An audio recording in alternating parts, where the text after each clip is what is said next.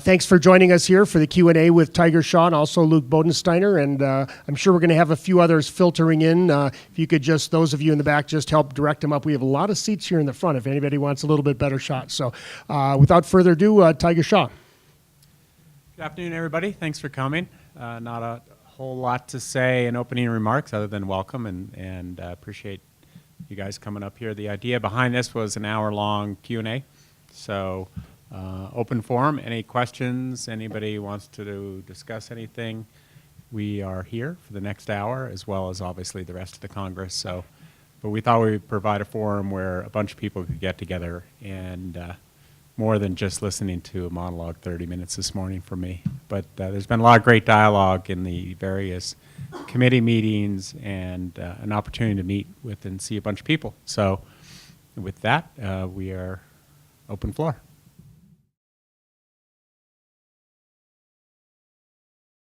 Yes, is the answer, but I would say we're going to be strategic and cautious about how we get into that area, right? Because the risk is that it becomes a free-for-all, and then you sort of lose any strategy behind the funding that you provide out to your greater team. So from that perspective, we've already had projects that we've vetted in snowboarding that we've said, okay, here we can match up something that's interesting for a donor with a donor that we believe is interested in that and use that to grow the programming. The important thing to remember too for most of the sports, they propose a budget every year, and then all the things they would like to do by order of priority that we can't fund. But if we can if we have a donor that would like to put money towards U.S. snowboarding and isn't specifically wants to buy a piece of equipment or fund a certain camp, then that number one initiative is generally where we would try to direct the money, because that's what the coaches in the organization has said, this is the next most important thing to do.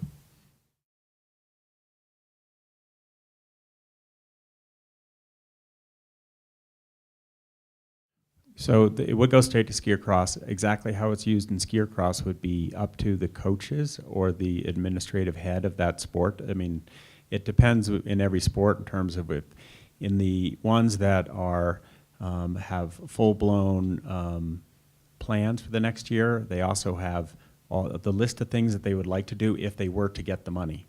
So generally those things would be at the top of the list, but we generally leave it up to the sport to decide. But if the coaches in that sport and the program director in that sport have said, okay, I see what a program is next year, we've laid that out. If we had $40,000 more dollars, I'd want to do this. If we had 30, we'd do this. If we had 100, we'd do this. And so we'd go down that list. So what we don't want people to do is to go find a donor who will buy a timing system, unless that's really a pretty high priority item. So we just want to make sure, ultimately, we want to just be a voice in making sure it goes to the right place. And if it's one of our bigger sports that is more centrally funded and organized, then we're definitely going to go down that priority list of the things. We call them initiatives. So it's the wish list. It's the part of your Christmas list beyond what you know you're going to get.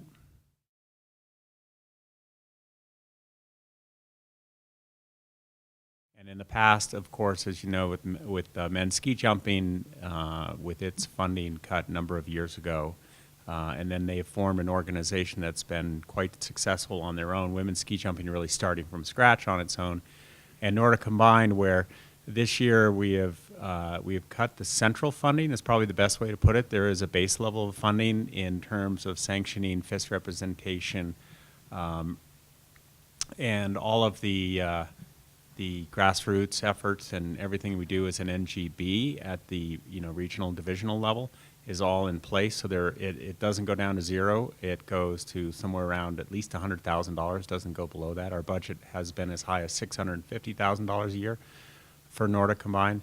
And what we are doing are a couple of things on that front. Number one, we are, and I'll let Luke talk to this a little bit more since he knows more about it. We're trying to shore it up in the sense of making sure we can retain coaching levels so that the athletes know that there is a program in place and stabilize it. We don't want to blow it up. What we wanted to do is to use this as an opportunity to draw the community together to find alternative sources for funding and direct sources of funding. So what I mean by that, in the past, we have only allowed donations to the foundation basically into the general fund, which means no allocation, no earmarking. We are changing that. We think that we could be very successful in allowing earmarked donations to the team, either through our existing donor base, any new donor bases. So what that means in the case of Nordic Combined also is there's a marketing angle to that too. So any of the categories we have that aren't locked up, and we are able to allow the Nordic Combined community to try to find a sponsor that's specific to them, those funds flow directly into Nordic Combined funding. So what that allows is everybody to focus immediately on finding ways to fund camp by camp, trip by trip, and not having to form an organization, not have to do the 501c3 thing, not having to, create a board and all of those things. So what our thought there is that we create a team and a brand within the team for Nordic Combined. We are going to be able to carve out some of our, and again, I'll let Luke talk to this, to stabilize it with funding through some of our marketing efforts, which is already in place, which is, should and can be allocated to Nordic Combined. But the idea also in the longer run with both genders of ski jumping and any of the sports that are essentially not heavily funded by the team, we are able to now provide that as a team within the team. So there's no need there's a need to go try to help find the funds to fund that team, that sport. But we will lend everything we have for resources, the COE, the ability to train there, administrative support, accounting support, HR support, all of those things, so that it really means a dollar in is a dollar out. So a dollar that is found for Nordic Combined tomorrow goes directly as to a dollar in funding Nordic Combined athletes, staff, training, whatever it takes. And I'll let Luke also talk about the funding that goes directly to the athletes now, which often isn't spoken about, but that is something that is immediately in place for the athletes on the Nordic Combined team. Yeah. Lisa, to answer your question about is there an evaluative process that sort of reinstalls funding for a national team in a sport, I would say that while formally we kind of conduct this review sort of after every quad, which is a good time to step back and look at the landscape across the sports, there's also a constant evaluation of the sports on a lot of different levels.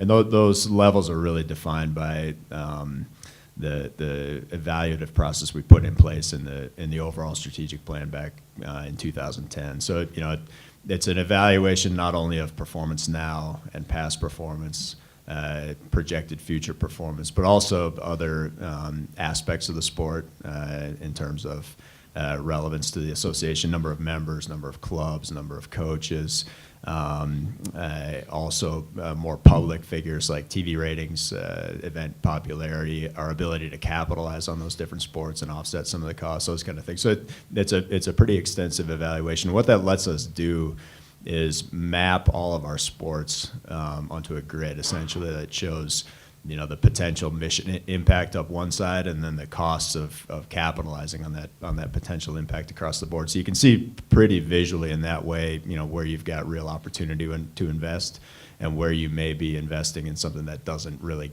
create the kind of return on investment that you want. And of course, we also know that really since 1992, maybe even 88, the Olympic program continues to evolve. And we've been a part of leading some of that. Some of that is, taking place on more of an international basis. And for example, this spring we are sort of leading the charge, so to speak, on the addition of 2 new events, with snowboarding, big air, and team border cross. The interesting thing about those sports is that they don't require an added infrastructure like we saw with free skiing, where you have to create a new team with coaches and support personnel around that. These new sports are attractive, A, because we've got athletes that are very good at them, and B, because they really don't require this additional infrastructure out there. But so my point about the evolution of the Olympic program is that you always have to keep an eye on that piece as well, right? And our experience with free skiing was that it was an unbelievable opportunity for us as an organization. Brought a lot of new kids into the organization to do those sports. Also brought a lot of revenue with it, or revenue assets that we can capitalize on. But we know that as we continue to expand, that puts ever increasing pressure on what's not a hard defined set of resources, but a set of resources that's constrained in some ways. So, and as Tiger said, we're also, with Nordic Combined now sort of branching into a new way of doing business. And as Tiger said, whereas 4 years ago, we weren't really prepared to sort of open up a sport and handle it almost singularly with its own marketing assets, with the ability to raise money directly behind that sport. So that's why you saw this sort of fracturing or move of that kind of activity out to external, loosely affiliated groups. And I think, what we've done now in opening that up is to create an environment where that sport really has some tools then to sustain itself to the level at which that sport can sustain, right? So we'll see that with Nordic Combined, and I think that it may take some time, but I think that presents a good example for some of the other sports, parallel or ski jumping, et cetera, or ski cross that may have done that on the outside of the organization.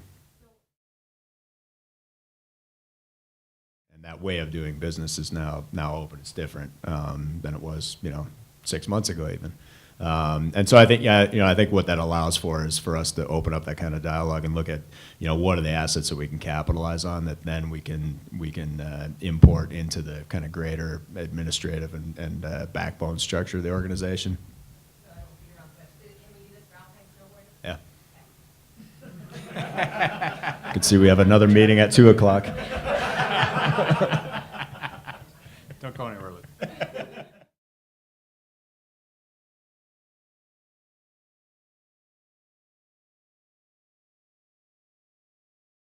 We can work very closely with you guys. Our marketing department can help you, and if you generate the lead or get the company interested, we can work with you very closely about if they want to be a skier cross sponsor, then we can make that work. Now, it is tricky if they're running into another sponsor we already have that has that category. So in those cases, and what we've done this with Nordic Combined, where there is a certain amount of revenue from any given sponsor that you could logically say is due to a certain sport. So that sport should get at least that portion of money if the central funding of that sport has been cut. And in Nordic Combined, that's what we're doing. So. And it also frees them up to go and would with skier cross too. Certainly any category that we don't already have locked up. If we have a category locked up so that company already is the official X of your sport, then you're entitled to part of that. And that's why also funding is never totally cut to every sport necessarily. There's always a certain amount of athlete funding.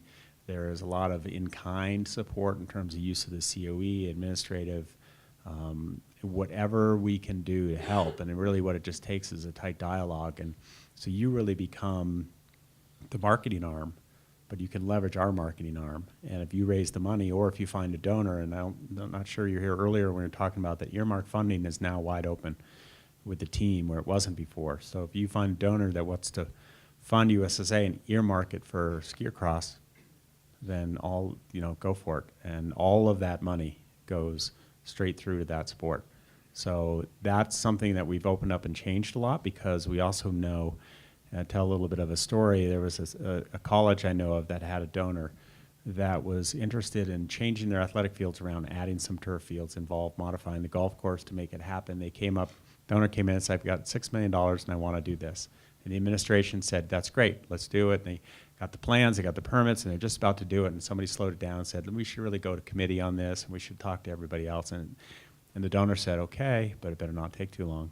And then they start talking about some more, and a lot of different parties within the school got involved. It slowed it down. The donor finally said, you know what, I'm just going to pull that back.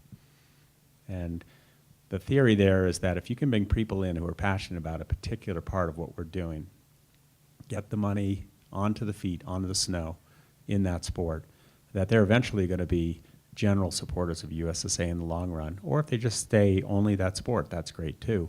But it's a way in for them. But if we just say, no, you can only be a donor to USSA in general, and we will allocate those dollars according to our central internal funding decisions, then they're not as interested because they don't know where the money's going. They don't know what's happening with it. So we're open to that. It's really a one-off case, two-off case, whenever you run into people like that. So the point is, we want to work closely that. We want to keep each one of these sports alive. If we can't allocate a lot centrally to it, we can certainly allocate an awful lot of effort and elbow grease to help make it happen.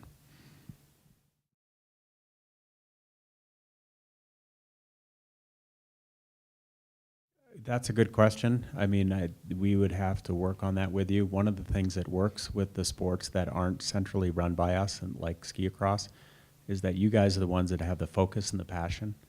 And if we can do that from our organization and have the same focus and passion that you have, then it would make sense to bring it back in.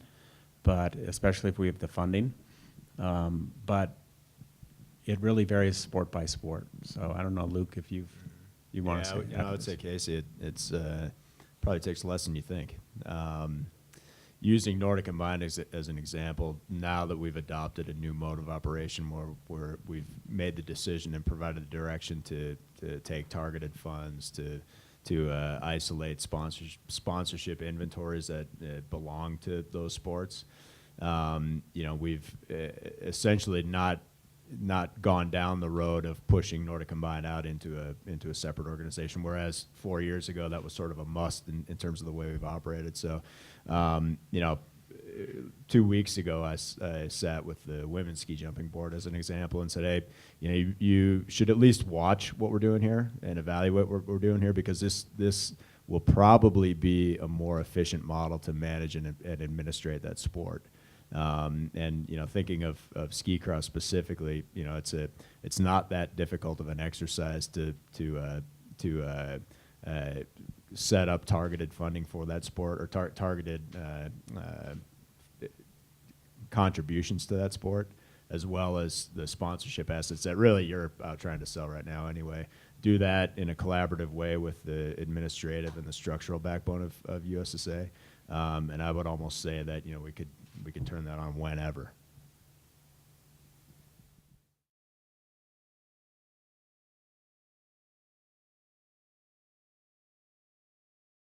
I think it's important to understand that the commercial aspects and the fundraising aspects are actually two different things. So I think what you're asking about is more branding and clarifying the message to the outreach that you do with the donors. And I think there's a lot of room for stronger and better collaboration there, where it's more specific when you guys do an outreach. I mean, I think you guys do a really nice job with the message of what you're raising for and how it fits into the bigger system. But I also think there's more opportunity to make that even more crystal clear, right, and do that in a joint partnership that benefits both organizations. So that's a door that's wide open.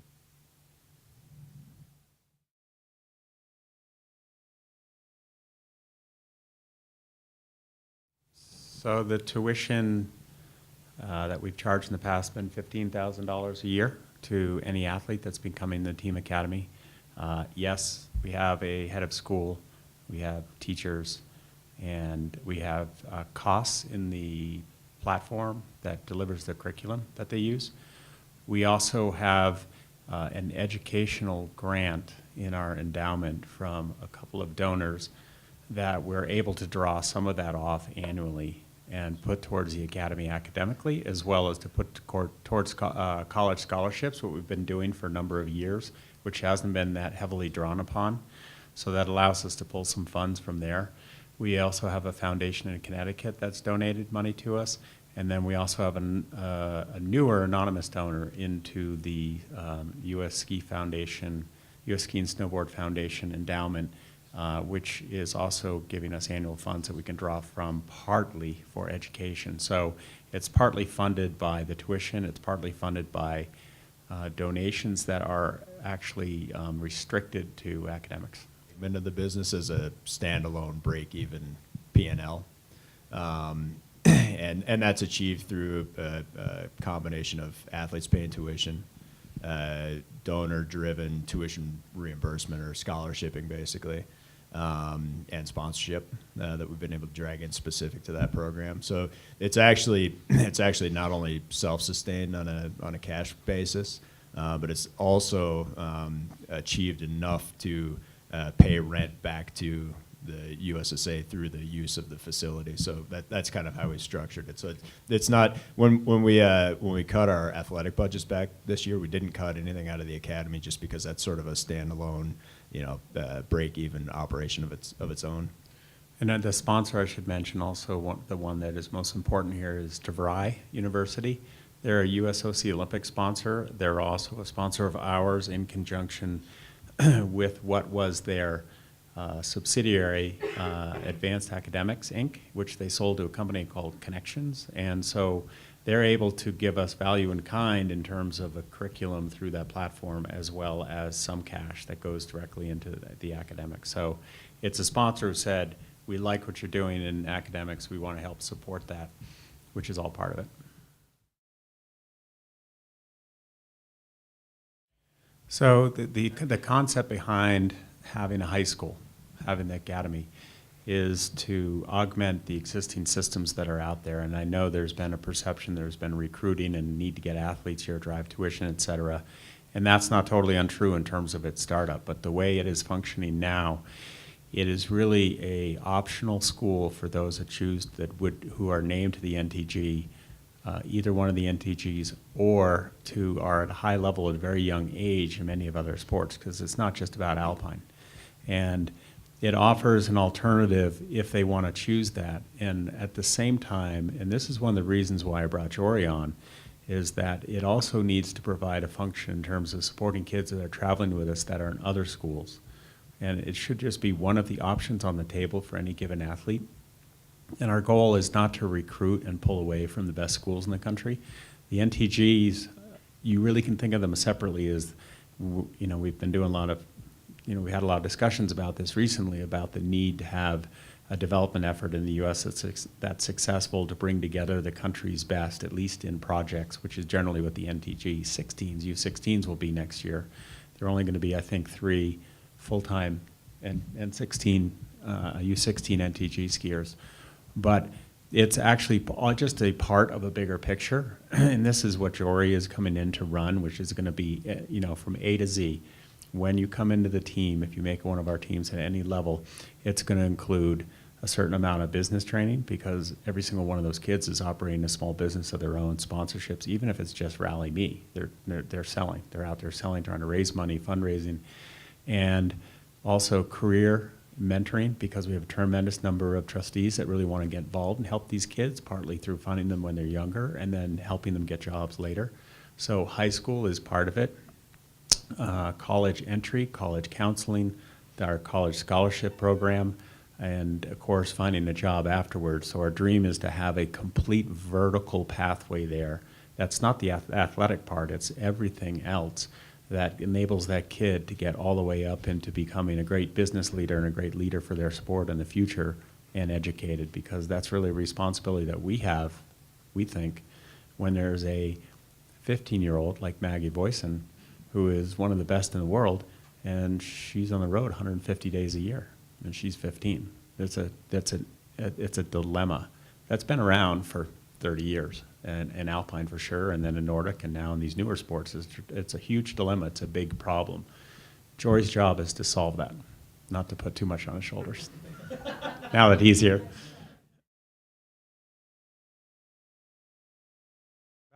The NTG is a training group, a national training group of the USSA, and it is funded mostly by the cost of being an athlete on that, which is $24,000 a year for 16s and $26,000 for 18s. If there's a kid who wants to come full-time athletically to a training group, and they're in a home program, that also includes a school, so an academy, then we got to work something out, because the two don't add up.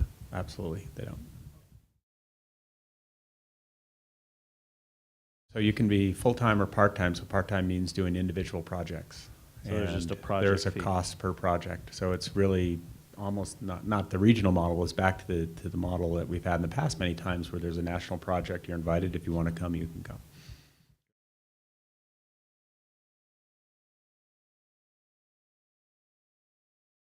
Really excited to take on the job of Vice President of Athlete Career and Education.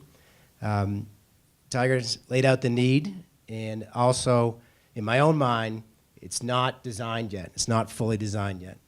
And so I'm going to spend this year, I've already talked to Peter about meeting with him, picking people's brains, talking with the coaches here to figure out what we really need and what really help. And I'm actually going to start with, Tiger mentioned, an obligation for kids to finish high school, go to college, have a career.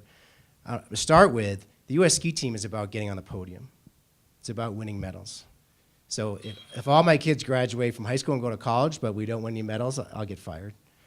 And part of my belief is that performance, there's an athletic side to performance, but there's also an intellectual side and a personal side to performance. If an athlete's career, academic program, personal life, when they go to bed, what they eat at night, if that's lined up in a good way and that confidence is there, they will perform better when they're on the hill or on a track or going off a jump. And that's what's driving me here, is that if you create that kind of support in their academic life, in their personal life, in their career life, they're going to perform better in the long run.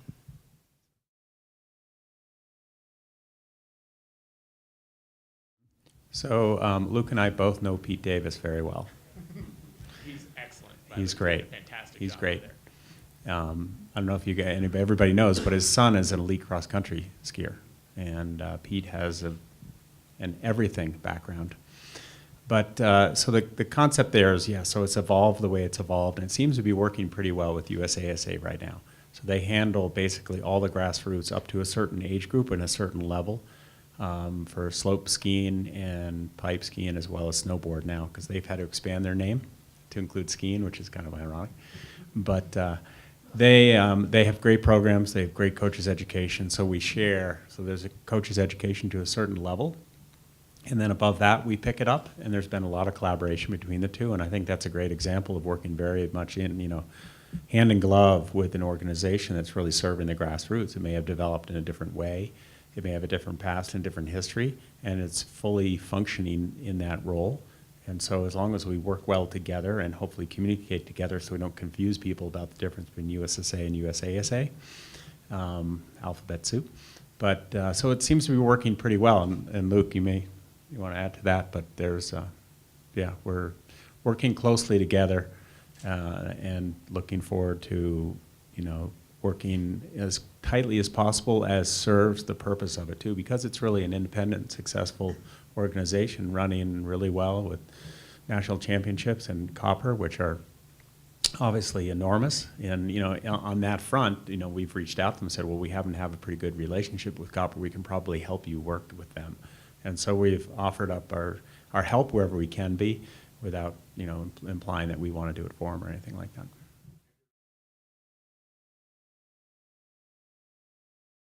Well, absolutely, especially in kind. So if there's our computer systems or accounting or, COE, et cetera. So anybody who's part of USASA should, just like they're part of USSA, member can use the COE and these types of things we want to do. And if there is a way to help them from a funding standpoint, we'll do that too. I mean, that's a little unusual for USSA to do that. It doesn't mean that we can't in the future, but sure, that the door's open.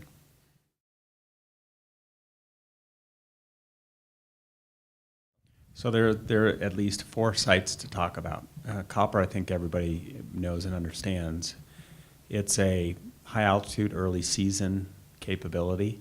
For us, we put millions of dollars into that deal with them, and we have a multi-decade arrangement with them.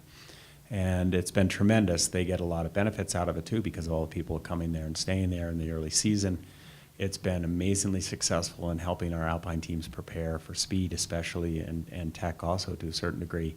It has acted as currency that we can use to get other things. Access for the Russians earlier, so we got special treatment in Sochi, or could go there early. You'll see the Korean ski team there next fall. But seriously, Austrians, I'm not kidding. I'm not kidding. The Austrians, we've worked out many deals, so we've been able to, leverage that to get a lot of things internationally. Mammoth Mountain is a different situation where we haven't put in millions of dollars, but we have a marketing arrangement with them, and then we have late season skiing there. So they're not blowing multi-million dollars worth of snow so they can get ready for us to come use it, but they have the late season option there, which is tremendous. Again, special arrangements for lane space, food, lodging, et cetera, really a marketing agreement. There is an agreement between the USOC and Sun Valley, which is really cross-country based right now, which is something I think Luke knows more about that arrangement than I do. And not sure whether we'll turn that into a broader arrangement with USSA. But we also most recently in the East have signed an agreement with Mittersill, the state of New Hampshire, and Franconia Ski Club. And that model is, again, even different. And I know that you've got some ideas in Waterville and some projects online that we want to explore and work with very much so. So what we're able to do in the most recent case in Mittersill and with Canon is to work with them and help loan them some help in terms of how did we make the deal with copper, what did the agreement look like. That one, it was rather unusual because it involved the state of New Hampshire. And we didn't put money into it, but we are trying to help them indirectly with some of the fundraising where it's not dollars out of our pocket, but we've got people that can help. We can appear, we can do various things there. That's gotten very far along. We have a certain number of days that we're allowed to train there, lane space and lift tickets, which we probably won't use as national teams, but then we can use with our junior teams or regionally, and that's going to become, we hope, a tremendous resource in the East in terms of a speed center for Super G, and then also a fast turn slalom hill and GS training, et cetera. And so I look at those as an opportunity. The more we can have those around the country, the better. So if there's a given ski area, and I think each one of them takes on a totally different flavor. So what are their resources? What are their needs? What are their capabilities? In some cases, we'll get involved with money. In other cases, we'll get involved basically just with our marks. So it could be called an official USSA training center. The value varies widely wherever it is. We don't have, for instance, an official working relationship with Whaleback yet, but I happen to be on the advisory board there, so we've been talking a lot about, I'm very aware of what they're trying to do. They want to build a homologated 5K lit, so night skiing, cross-country course at the top of the mountain, which is kind of interesting because it's near their snowmaking capability. It's at higher altitude for the east, which means about 1,000 feet. But it makes a heck of a difference, and it's in the woods. So the snow retention, and it's not all pine trees, it's deciduous trees, so the snow can actually fall onto the trails. But they can make snow there. The goal there is to have a homologated course, which there isn't in that area. The closest ones, I think, are Jackson, New Hampshire, Craftsbury, Vermont, Traps and Stowe, that sort of thing, and also Stratton, I think, are all the closest ones. So not even sure what that's going to turn into, but they're trying to locally, really a self-sustaining, nonprofit-owned small ski area that can be a training center for multiple sports. And so we're open and, we'll lend as much help as we can, and then we'll get involved officially with an agreement with whatever works.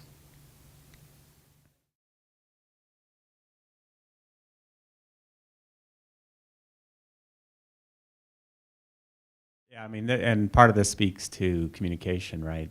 So we have vowed to be much more open and communicative and collaborative with all of these things. So Patrick has clearly had a vision for many years now on how development needs to work in this country in Alpine to win medals, to fill in our pipeline where it's really fairly devoid in the, at the Europa Cup, NORAM, and above level, essentially. We don't have a lot of athletes that are pushing Ted and pushing Michaela.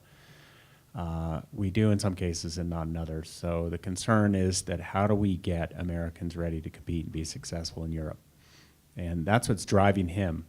Now, how that works interfaces best with the clubs, academies, divisions, regions is something that we want to continue to work on. There's been endless discussion today, and there will continue to be, especially the U16 age bracket, especially men.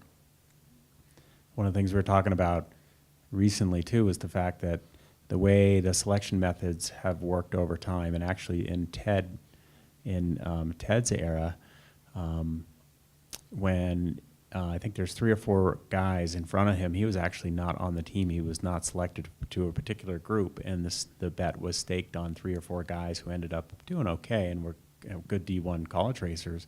And Ted's now arguably the best GS skier ever in the world. and he didn't make that group. So these are the types of things that we want to talk about. So we want to make sure we're bringing the best together as much as we can and make sense in all our sports, but we also want to make sure it's an open, objective selection system that has a lot of churn.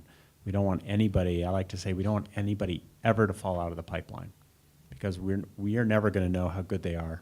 I don't want any of our coaches with a kid at a young age trying to pick an anointed one. I want the system to do that. I want it to be a lot of churn, because as they mature in all of these sports, and I heard it in the ski jumping meetings this morning where they were talking about a 15-year-old 80-pound kid who, the guy can fly like crazy, and they're all talking about when he hits puberty and his bones get longer, he's just going to tank. And everybody's nodding their heads, yeah, he will.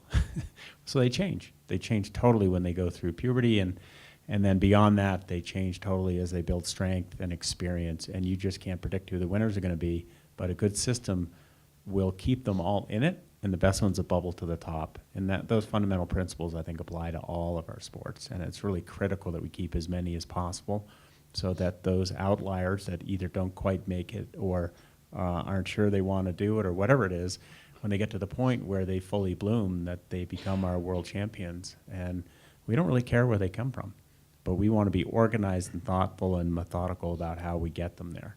And that includes high-level training, high-level exposure to competitive events. I like to say you bring the best in the country together, and you have a 20% bump in intensity and pace, and then you take them to Europe and you get another 20% bump in intensity and pace. And how to get them through all those transitions and to see all that so they can hunker down, train, and be faster than the ones in Europe, which is the bottom line, right?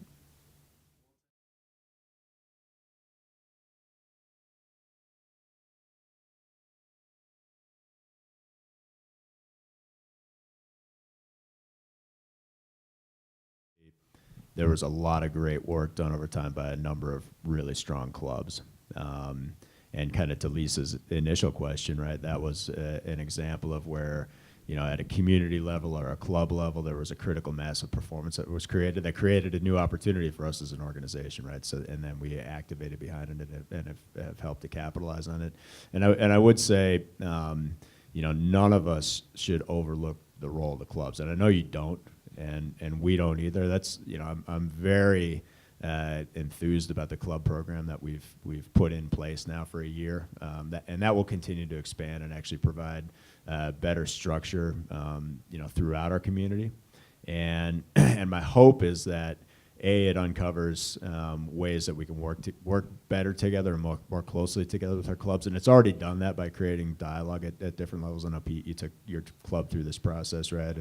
And it, it's created at a minimum good communication.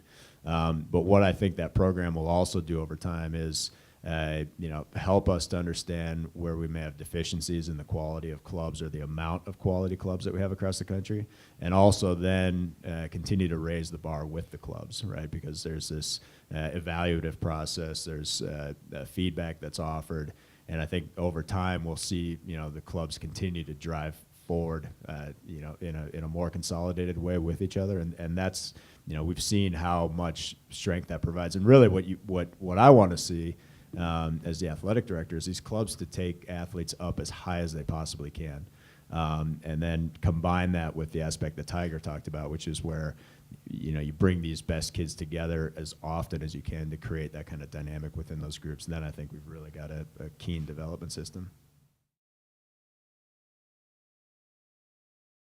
Well, I would say money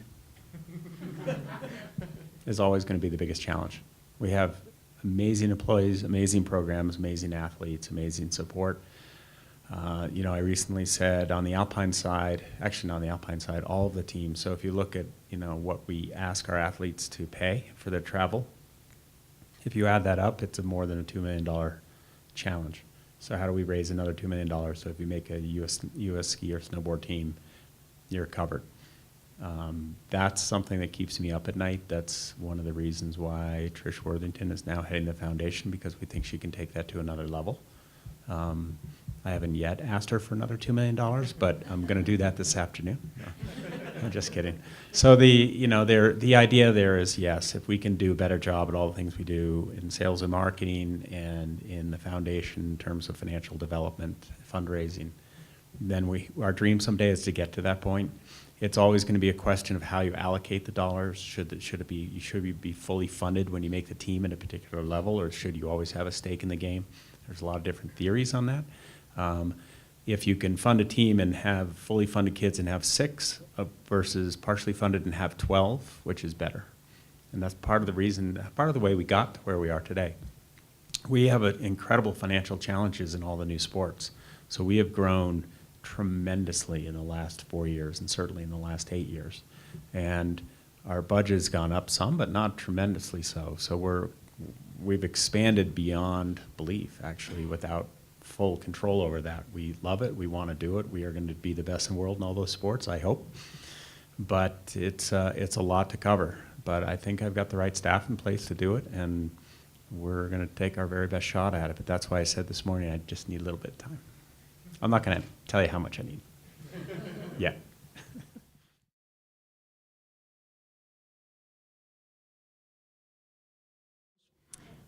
The dialogue continues. So Troy, Luke, and I are available throughout the weekend. We all have the same email addresses, first initial, last name, at USSA.org. Please reach out, find us, and we love talking. Thanks. Thank you.